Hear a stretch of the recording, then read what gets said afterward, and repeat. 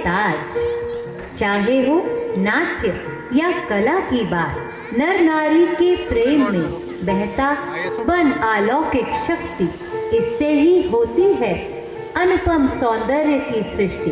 अनुपम सौंदर्य की सृष्टि, अनुपम सौंदर्य की सृष्टि। यह है श्रृंगार रस, जो सभी के जीवन को प्रेम रस से भर देता है। इसे रसों का राजा, राजरस भी कहा गया है।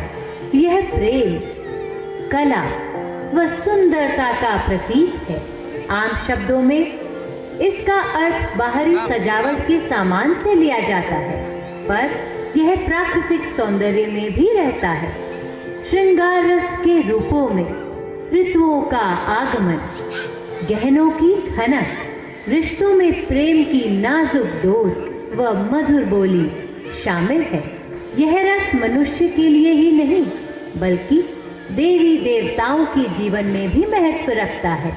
श्रृंगार और नारी का संबंध तो इतिहास के पन्नों में मिलता है। यह रस नारी की नारीत्व से पहचान कराकर उसे संपूर्णता का एहसास दिलाता है। रात सुबह की किरणों की दीवानी ना होती। क्या अर्थ होता प्रेम का अगर राधा कृष्ण की प्रेम कहानी ना होती। नारी की बिंदिया में पूरी पृथ्वी है समाई।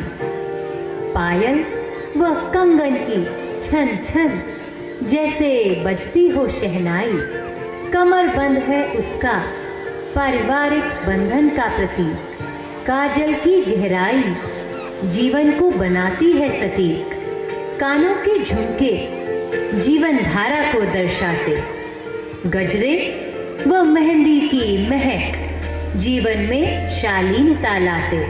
मोह, प्रेम और सुंदरता के भाव ये रस जगाए। नारी रूप को अति मनोरम ये रस ही बनाए। कृष्ण राधिका की लीलाएं रास मधुर दर्शाएं। स्त्री संपूर्ण है जिस रस से, वह श्रृंगार रस कहलाए। श्रृंगार रस कहलाए। श्रृंगार रस कहलाए। ब्रिज श्रृंगार श्री